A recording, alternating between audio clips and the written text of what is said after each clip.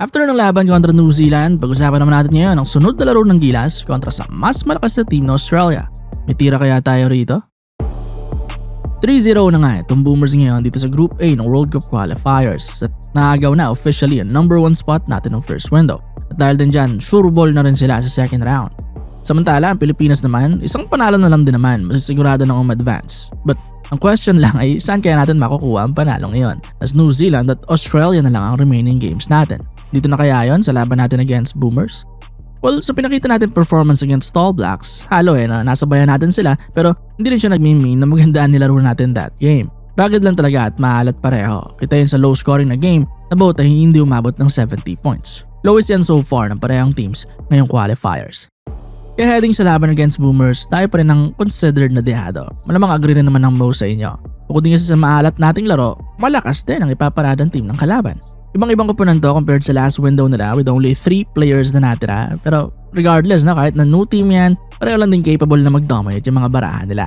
Dito nga sa laban against Guam, 28 points ang ginawa ni Tanner Krebs. Player na ngayon lang naglaro sa senior team nila sa FIBA. Sa youth team pa siya huli nakapaglaro, higit isang dekada ang nakalipas. Yun ang kalalim itong Australia. For sure, isa to sa mga tututukan ng Gilas. Grabe yung shooting niyan. 8 threes out of 13 shots ang pinasok na nun. Katakot kapag nagpatuloy ang kontra sa atin.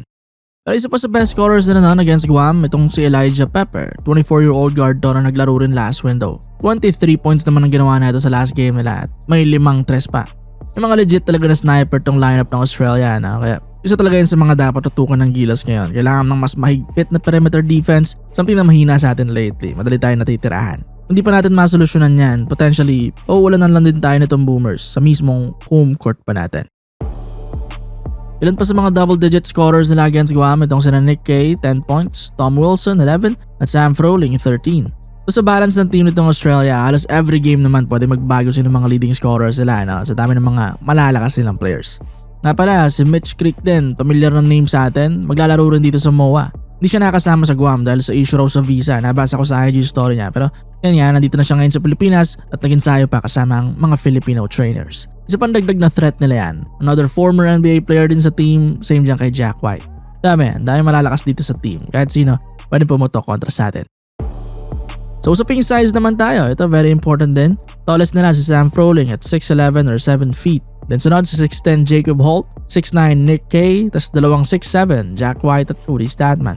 May good na size din talaga itong Australia sa ilalim. Kaya katulad sa New Zealand, mapapalaban pa rin itong sina Edu at QMB. Pinakababad na bigs ng Australia against Guam yung dalawang veterano, 24 minutes para kay Froling at 32 minutes para kay Kay. Kumpleto talaga itong Australia, may mga tirador sa labas, may malakas na set ng bigs, may mga mahabang wings. Tough na matchup talaga ito para sa Pilipinas. Sa perimeter kailangan mas umangat tayo, mas mabilis na ikot sa rotation sa floor. Madalas pa makikita ang kulang dyan ng Pilipinas maraming na-open na kalaban. At kontra dito sa Boomers, hindi po pwedeng gawin yon. Last meeting natin, yung sa nilaglag na tayo sa quarters ng Asia Cup, 4 players lang nila na nag-combine para sa 11 3-pointers. Watch out talaga ron. Same sa mga bigs natin. Kita naman pumatay sa Gilas against New Zealand, yung bigs din ng kalaban. Yung easy na putback nila sa 2 chances sana natin na ma-secure yung rebound. Need pa ng extra effort para sa mga big men natin. Konting butas lang, konting pabaya lang, hindi ka maka-box out, magkakapitalize doon itong Boomers. Sa side naman ng Gilas, sa offense, of course kailangan natin mag-bounce back itong si Justin Brownlee galing sa 4 points na lang na gabi nakaraan. Ang problema lang din, last meeting niya sa Australia, 10 points lang din siya nun. Nadarag siya ng depensa nila. Again, nabanggit niya natin naka 7 shots lang siya ron. Kaya sana iba na maging storya ngayon at makabalik na siya sa malakas niyang form. Dahil kung hindi, tiyamak na mas mahirap makasilat ngayon kontra sa best team sa Asia. Sunod yung support din. Need natin na mag-continue yung confidence ni Juan, Perez at Dwight sa scoring. Against All Blacks, combined sa 41 points ang ginawa nila out of 66 points ng team. Laking chunk nun. At bukod din sa kanila, iba pang missing sa game na yon. Si KQ, di ba? Na-miss natin yung spark niya. Just 2 points nakaraan sa 1-4-5 na shooting. 0 of 4 pa sa 3. Sana makabawi to against Australia. Maganda pa naman sana pinakita niya nung huling nakalaban to. 17 points ng Asia Cup with 5 threes. 5 of 8 shooting. Sana ganung version ni KQ yung makita natin para makasabay-sabay. Pati sila Tamayo, sana maganda ang ipakita. Lahat sila. Pati sila Oftana at iba pang mga players natin. Basically, kailangan nating laruin ang best na basketball natin yet sa qualifiers para matalo ang FIBA Asia team ng world number 6 na Australia. Sana tayo makadent sa perfect na record nila rito. Sa halos isang dekada rin nila sa FIBA Asia, never pa natin sila natalo.